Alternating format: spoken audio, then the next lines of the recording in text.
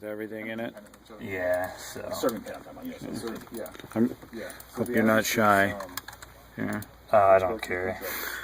And if it helps at all, I'll try to kind of describe things as I go. Yeah, that'd be great. So basically, we've got this developer that does AutoCAD development, Okay. But he's never seen Geo before. Okay. So I just wanted to kind of give him a concept of how the software that you're using works today, so that whenever possible he can try to, reduce the training for you guys and make it work as similarly as this one does. Okay. So that when you come back in here and you do your work, you don't have to learn something all over again, or to the extent that we overall can. Integration as well too. Yeah, exactly. Okay. So currently I'm just drawing some mock lines, and these are more in schematic style, obviously because it's straight line. In real world we're all over the place, but geometry wise doesn't really matter where we're going for example purposes in the database end. Let's see here. It's been a while since I've done any posting, so this is going to be some good practice for me. In our example here, and I can add more to this if needed, we have, let's see, let me split these up onto their respective layers to help. So this will be a copper layer, this will be conduit layer, oops, this will be conduit layer, this will be a fiber layer. So that kind of gives you some definition. We'll go ahead and clear our Oasis tool palettes over here. We would select the route tab. We want to build database record. We want to select the type. So this will be like a BFC 100 by 24. I do believe I have to assign a work order. This is let's see, I'm going to write some of this down because I need to go back and blow these away here when I'm done. See if there is a test work order. Now, one of the things that Tim was saying was that what it'll do here on these guys is as you move through and want to create another record, it sort of keeps those values that you've typed in. That would be great, because typically when we're working start to finish from central office to customer, I mean, these counts, obviously the cable size can vary and stuff like that, but if we're working on a consistent long stretch somewhere, odds are you're going to have multiple spans with the same count data. Pretty much you're working on a single work order at a time, so the work order can pretty much stay where it's at the entire time. Status, we always post in existing. Proposed will be more on the engineering side. Abandoned, we don't necessarily post in the abandoned state, but we'll go back on cable that has been wrecked out and we'll change the status of it to abandoned. Okay. But typically there's already existing database records for those. So those would be done then in a route, and you can edit, and that'll pull up some fields, and I'll have to open that and show you that as well. Okay. So let's see, wall to wall. Doesn't matter. That's actually a new field there. Throw them off by saying this is we'll do existing 2014. Wire center, I don't know if we have a test wire center. Yes, we do. Good. Okay, so building database record, BFC 100 by 24, work order number, status existing, cable count information, spans. Wall to wall would be for fiber optic cables, obviously. That takes you to the edge of, end of the side of the manhole to the side of the next manhole. That doesn't include any of the slack within the manhole. So if this were actually fiber, that would be like 160 feet with 30 feet of slack on either end of it. Obviously, you're placed in the wire centers, their customer service area, so it's designated, broken down into little chunks. So we'll go ahead and create. Let's see. Now, and actually what I should have done here, and I'm gonna cancel out of that. What I should have done is make the junction records, because this tool will automatically associate the to and from junctions on here. So we'll do a BD, this will be 1-1. We'll say this is just a BD3 work order of test. status of existing 2014 wire center of test. Again, would you want the year placed just to default to the current year or something like that? I mean, or is there any default values inside of these?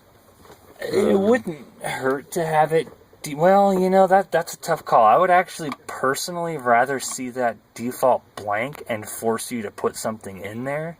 Because you could mess it up. Exactly. So if we're not paying attention to that, if you're posting in a hurry, if it defaults to current year, and if the work order was done and as built on the previous year, we might see that there's something in there and just blow by it. So I'd almost see that blank, and then once you do some validation, it's required on. It just forces you to put in something rather than leaving the field null. Yep. And then when you put something in there, maybe have that stick for the duration of this work order until you change it again and stick to whatever you're working with there. Okay. So this will be a pedestal. You pick your block type, build database record, pertinent information there, and create. Pick your insertion point and offset that a little bit. So I kind of pre-made some of this stuff, but over here there's no data associated with that I had placed earlier. So I'll pull that one away. Okay. And this new one that I created now, this has our link template data associated with it. So now we have a junction ID. This is our key ID field in the database. Name, type, year placed. These are some other user-defined fields that we're not using currently. Wire center ID, which is also test. This is the same, just a referenced field in there. Exchange, I'm guessing that's based off of the work order number because I did not input that over there. Or the map? Not necessarily, because I just started a fresh drawing here. Oh, okay. It wouldn't hurt to have it reference the drawing because you're not going to be posting stuff in the wrong exchange. So unless we're in a master overview, it'd be like a special drawing that would have that data. And even then, odds are we would just have it posted in its individual map. And if we needed to create a map of multiple exchanges, we would just query it in and work with it as is that way. So really, there's not a whole lot in here posting-wise. I mean, I guess. Do you ever make any comments? Use that comment. It does happen, but not as much with newer placements. But when we're working with existing, so say there's a piece of cable here that was wrecked out, status changed to abandoned, and you can note in there abandoned per work order, blah blah blah. So that way we have our work order that it was placed on would be the existing same field that we have here, and then the abandoned work order for reference as to when it was knocked out. Yeah, makes sense. So okay, so now we place that junction. We place this pedestal here. We have our link template data, which is obviously a little sluggish.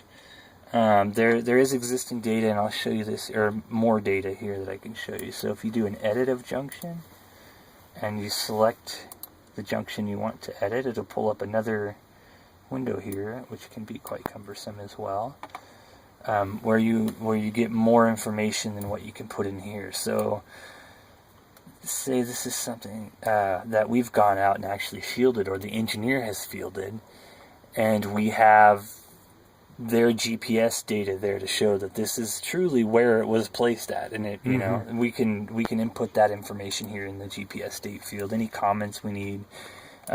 Here's the information for retirements, as I said before too. I'm not sure, this field we may not be using as much distance to CO, and that is for loop makeups, cable loop footages, and that's something that Tim has done a lot of automation on using their database records, so we may not even be using that field anymore.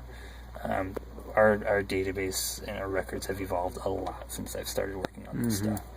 So that's kind of a rundown of all the fields that we are able to edit from within the Oasis tools on the junctions. Let's switch back. Actually, I'm going to create another junction here so you can see the full linking process here. So I went ahead and all I did here was just change the junction name. So it actually did keep all of that existing information for my second junction. Again, I'm going to kind of offset that because I had an existing one there that I don't need. I'll blow that away. And here is our new, obviously a new unique ID, and the only difference there is the junction name. So this can go back. What I'll do here. Yeah, one sec. Matt, you're going. I'm going back to the hotel. I'm not going to bother you so you can do your thing because I kind of waste time for me here. But I don't know if I'm going with Tim or not. Yeah, you are. Did you ask him? Yeah. Oh, yeah. So Okay, we'll meet you for dinner or something? he's going to drop you at the hotel first and we go to dinner together. Okay, sounds good. He's only 2 blocks from where we're at. Oh, sweet. So, Okay. Are you okay with that? Yeah, that's You fine. really don't need me because, I mean, all I do is cause problems. Yeah. I gotta get out of here before causing me problems. I agree. Yeah. Okay. Okay. So I've created my new junction there. Okay, so basically what we've placed is 2 junctions or terminals or at this point. I know you have conduit on there and you have a fiber. And I on haven't, there. and that's all currently. It's just line work on layers to represent the coloring scheme that we've got there. Yeah. I'm going to create a new central office now, so kind of have a starting point for this stuff. Okay. So, and it's again, it's a junction. It's a point where the cable would get spliced. Is the best way that I remember. You know, any point where the cable is scotch locks on it, that would be a junction for us. So aerial terminals, pedestals, manholes, central offices. On the fiber end, we have fusion splices, building terminals. Pond cabinets or something. So, even have trees in there, which we do have some places where our aerial cable is attached to trees. That's funny. So, what way our system works is everything is a location. okay, And so it's just there's different types of locations. okay, So you can have a location that's a tree, a location that's a central office. okay. Oh, well, that would work with me. And then you've got, I mean, that works. And is that true for miscellaneous facilities as well? So you have a warning marker out there. Is that also a location? Mm-hmm. Okay. Okay, so just different kinds of locations then. Let me see. But we should also place some miscellaneous facilities too, so that we just know how that works as well. Okay. Hopefully you guys aren't laughing at my apology here. No, but what we will be looking for is complete polylines from point to point, right? Yes. And this, how accurate would you say your drawings are from? geographically? Not geographically, like in points. Do they hit the junction? They need to be on, yeah. They need to be on. Because that's kind of what we'll be looking for. Yeah, and you'll see that in a second. What I'll do here is, this line can actually, well, I'm going to do something here just to kind of give you guys an example of what we've got here. Because the way that they do this is kind of silly. This is our, true route. Again, I started this as schematic style, but I'm doing this just as an example. Mm-hmm. So here's a copper line. It's going along a road or something. There's a big rock right there, and we had to go around it. So, so now I have my central office junction here now, and you'll see our grip for that. All of our stuff is coming in there. Typically, the conduit we don't actually take into the grip of it, and we take it to the wall for a representation of how it would really be. Okay. So instead of having the conduit line actually go all the way into the grip, we would just take it up to the wall of the manhole. Or within, we have some tools as well to say, I think it's 3 feet. So we would essentially do that for a representation of our conduit going into a pedestal. So you don't see it actually coming up, and it causes a little more when you're... Okay, so conduit is typically... has a 3-foot. About that. There was a tool written by a gentleman a long time ago that I think was just a trim of a 3-foot diameter of the grip of a pedestal. And then again, we just take up to the wall and hack it off. Okay. And we do make sure, and I'll get into the conduit in a second, and we do make sure that it has the reference to and from on there. So we know that it's coming from this location going to that location. Okay. So we have some junction records to play with here. We'll go ahead and hop in and build a route record. So here's our BFC 100 by 24. This is all the same information you saw me put in a second ago. Yep. Build database record we'll create here. And no layer exists for this route type, defaulting to 0 layer. I don't know why that is. That's something on their back end that they need to change. The BFC cable type needs to default to copper. That's I would imagine that's a pretty simple fix on there. And so when you create your record, what it does is it asks you to either select a point or a junction to attach it to as a source. So it's going from the central office in this case. And then it starts a polyline. So the thing that's kind of crappy about this is that we may already have this polyline copied in with its crazy geometry from the engineering drawing. And we don't want to sit here and retrace a quarter-mile long polyline because the tool wants you to do that, you know. So what I would do typically is I would actually just pick my from point and then, you know, create route, specify next point. So, I mean, I could just do this if I wanted to see what I'm working on. And then I would select J to join it to a junction. So I do J, and then it asks you to select your next junction. So I would pick that, and it will create the line work in there. And for some reason, it wants to continue on, which isn't true. Our points, our route, conduit, and fiber records all go junction to junction. They don't really pass through. If there's a splice there, it's going to stop there, and we go on to the next line in case the cable count changes or anything. So now that that line has been drawn in, of course, that's not true to where it would actually be. So my practices here is I would take that line off of one end to not cause any issues here, and I would do a polyline edit join. And then I would break this line off at that grip right there, and I just blow this away, because in doing that join, you saw it change the color, and it inherits the database link. So I would just get rid of that. So that's an extra step you'd like to get rid of. We should just be able to, and what would be nice in this tool would be to select a junction, and could be either to draw it in, or maybe give an option to select an existing line to link that record to, and then select the next junction. Would save you from having to polyline edit, join, break, delete. Absolutely. So it inherited everything from that other line that I got rid of. So go ahead and put it back on the appropriate layer. We have all of our route ID, our unique ID, cable name, and I'm sure Tim will be able to provide a lot more information. I don't know if he wants me to get into the field names in our database.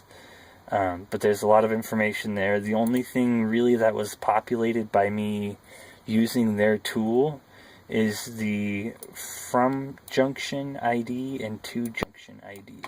So that tells me I'm going from test, which is our central office, to, and I should have done that because of course these tools are kind of slow.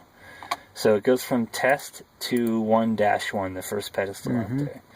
And that's it for that right there. So that created, that little piece right there. We could do the same thing. Let's say this is test 1 through 95 plus XD 96 to 100. Because it's 100 pair. 96 to 100. So I would change our count information for this next span, and we'll say this is a 200-foot line. 200-foot wall-to-wall. Again, that's probably more for conduit. I don't even know that field needs to be in there for. So do you know that you've got those dark pairs even right there? At the point. Those will show on here, and this is. I do believe this is a bad example because this is mostly fiber on this drawing.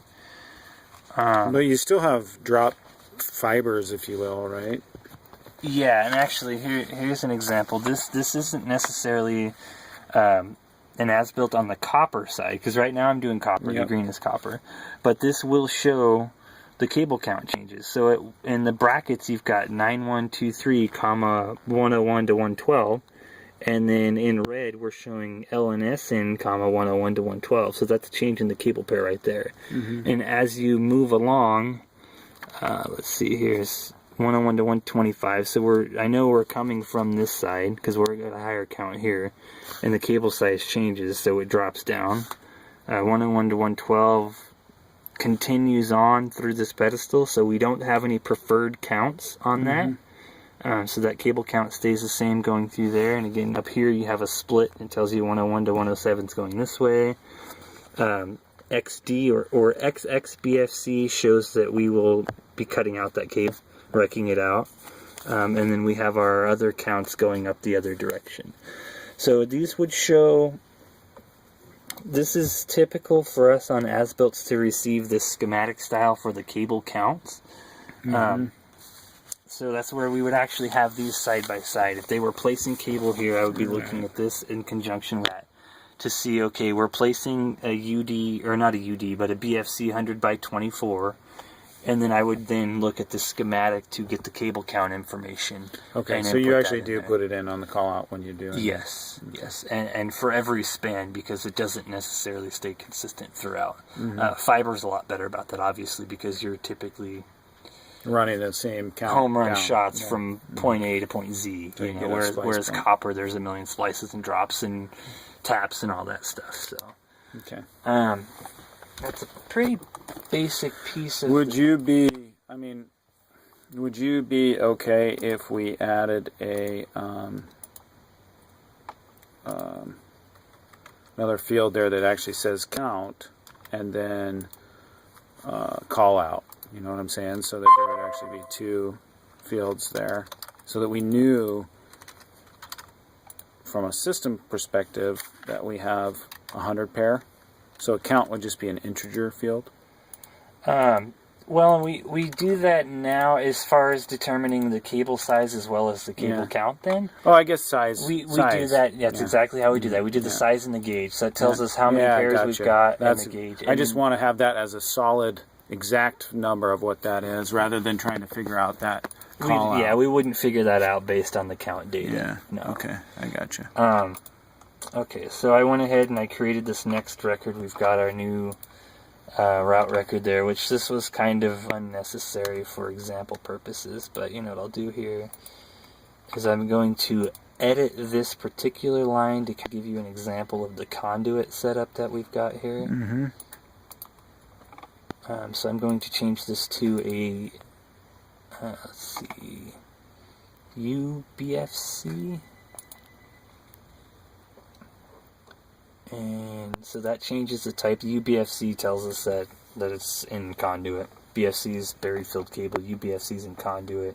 Okay. And then I do believe just UF shows that it's in conduit, in a true conduit structure, manhole to manhole. And that's something that you guys can discuss with Tim as far as if there's changes as to how you want to do things based on the types of conduit or the conduit structure that it's in or system that it's in.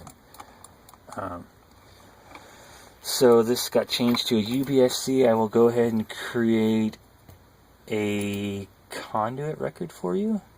And that is under the route field here. So we would change, well, see, this is where we'd have to go back and change this to UD. We'll say this is a 2-inch. There's no gauge for conduit. Conduit is the size it is. Gauge is the cable.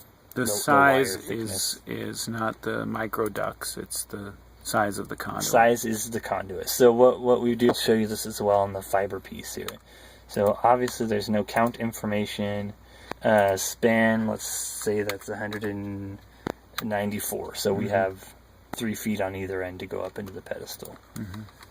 194, 2014 test. We'll go ahead and create. And this will be going from this junction.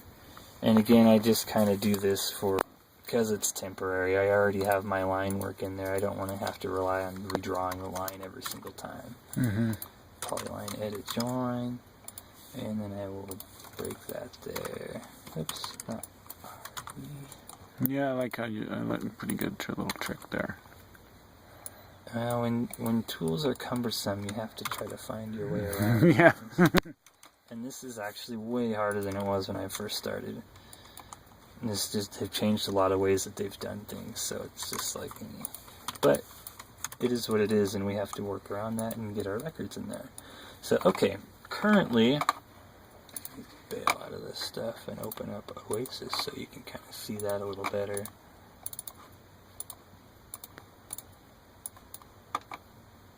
And this is, so the tools I've been working with in here, so Oasis is tool palettes, which provides a lot of functionality from within AutoCAD, which is great because we actually lost that for a while in the version changes in CAD. So that brought back a lot of the functionality that we had when I first started here before our upgrade to 2008 from AutoCAD 2006. But there's still some functionality in Oasis, the tool, like the actual program that you don't get from within AutoCAD. That you would like to see in the AutoCAD side. Wouldn't hurt. Don't do this to me. It's buggy. Mm-hmm. Broken DLL because of the versioning changes. Okay. So this gives us a lot more than what we've got. I mean, we've got our entire database essentially is accessible through here. So we have generator information, which we don't necessarily need on our facility maps. Mm-hmm. But what I will be looking for here, and I'm going to screw you up here and move this to this window. That's all right.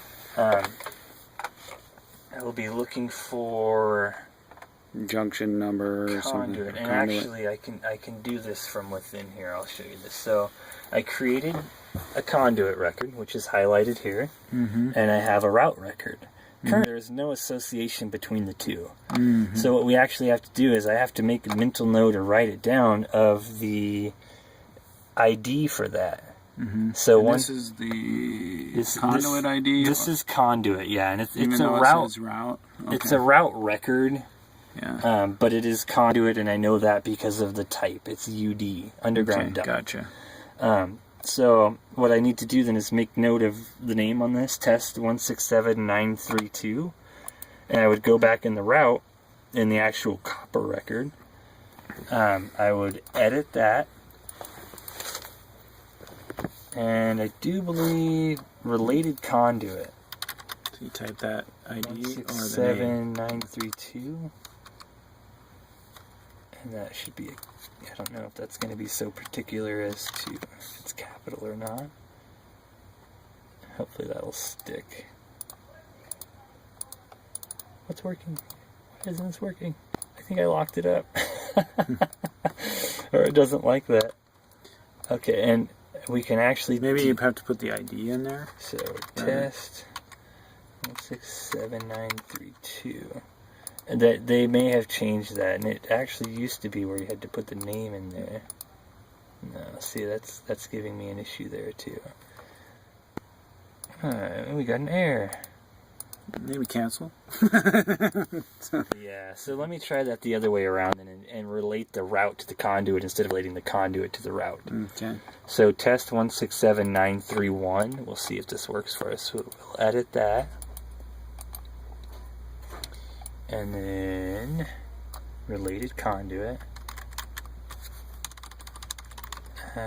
Test dash 167931. And this may be something that's broken since the last time I've used this, and this flat out doesn't look like it's doing anything that I need it to do. Okay. So I'll have to, due to issues like that, there will have to be a workaround for that. Get out of there. Okay, so but the idea is to associate the route to the conduit. Correct, right? And I can do that from within the actual Oasis application here. And it's in all honesty, it's probably just as easy to do it here as it is in the tools itself, because you have to edit it, you have to add the ID in there, and save it, go back out there. Mm-hmm. Where in here I can do the same. So let me ask you this: you're typically going to have multiple routes inside of one conduit, right? Yes, well, not necessarily. In this particular instance, I would have a 2-inch blue conduit with one cable in it, as an example. Okay. We may have multiple, and I'll show you this, we may have a 2-inch conduit with 3 microducts in it. Mm-hmm. And what we would do then, and I can show you an example of this, is actually we would have all of those database records linked to that single line.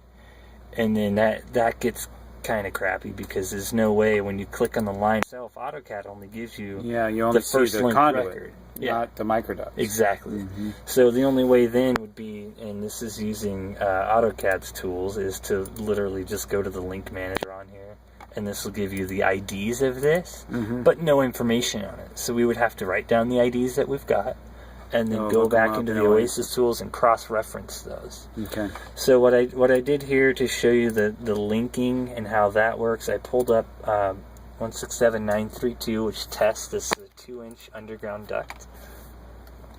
And then, let's see, and that is example because it shows related. Why did I do that wrong? Maybe it committed it, even though we didn't think it did. No, you know what I think?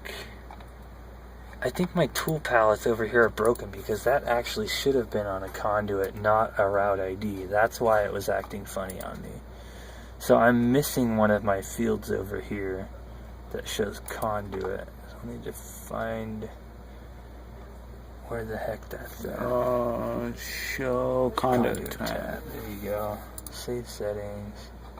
Okay, so I'm going to 167932. I need to make note of that so I can get rid of it later. Link manager. Delete that one. That's associated, and I was wondering about that. So okay. Again, I would have known that a lot sooner had I been doing this more recently. So there are some options in here which are pretty nice that allow you to avoid fat fingering by selecting things from a drop-down list, which is pretty typical. Now, the span, you would suggest that we always allow you to write that in or default in maybe the span. And I know this one's schematic. Okay, and this was something that they did as well. They had actually had that span field derived from the geographic length of the line, and that didn't work for us. Okay. Our maps are two-dimensional, and as you know, in 3D space, when you go up and down, you add to that. So, and it's due to block sizes. I mean, this manhole is huge in reality to how big it actually is in real space. So if you did that again, you would be cutting off a chunk of that. So we do want to have that as a manually entered field. Okay. And I really don't think there's going to be an exception to that. Yeah. I think it's pretty much always going to be a manually entered field. Gotcha. We can select our color. 2 inches typically blue for us. Wire center will be... Do you have the colors coded to the size? So if you Not selected necessarily. two, it would always... Not necessarily, because I think I've seen orange 2-inch as well. I know that based off of what our typical purchasing habits for conduit are. Okay, gotcha. Typically 2-inch blue, 1.25 orange, but we do have exceptions to that. In micro, we have red, white, blue, green, brown, gray, whatever they purchase for that. Gotcha. The bulk's red, white, and blue for those. And that's all defined by our as-builts in there. Okay, so this will be, again, a test existing. I'll build database record. This is the same. This is Same pretty much tool, exactly the same. same as the route records, except that we have different fields to fill in for conduit, and it's the same procedure of a point, edit, join, break, delete that span. Captures all the data. Exactly, and now we have a link template conduit ID, which again I shouldn't have used the route record for, but that's okay. And we have our... So a conduit is a different entity then. Yes, Okay. yes. So correct me on that one, but it does the same thing as far as picking the junctions on either end and automatically Functions building the almost exactly the same, just different field names. Really is all that it comes down to, as well as the association between those. So now I'm really curious to see if this will allow me to link that route to it. 167931. So I'll go to the conduit. We'll edit the conduit. And then in here I would do related, it should be related route. Okay, here it is. So this is actually, let's see, test 167931. So that's in there now. So, and there's really nothing in here that specifies that these entities are linked. Would you like there to be, or some sort of confirmation, or... It wouldn't really hurt to have, well, related conduit, and I'm kind of thinking how that would work. No, that would have to have a related conduit field somewhere in the database to know that it's linked to a different entity. So I'll show you what it looks like currently in here, though. And that's something you can confirm that with Tim if you would want to see a related conduit. In the maps. Or related route if you're looking at it from the other end. Do you guys ever generate labels off of the data, or? Yes. Okay. Yeah. 125368. So maybe it could generate just a label or something, or? As far as what's internal, That wouldn't necessarily be a bad thing, because there are instances, and I can show you on our facility maps, where we show, UD will show a UD 1x1 by 2 inch blue. So that's our single 2 inch blue conduit. And then below that, we do a little interducts like thing, and then we can actually show the microducts from within that. Mm-hmm. And that's something that I think if you guys could provide that labeling, including, you'd label the main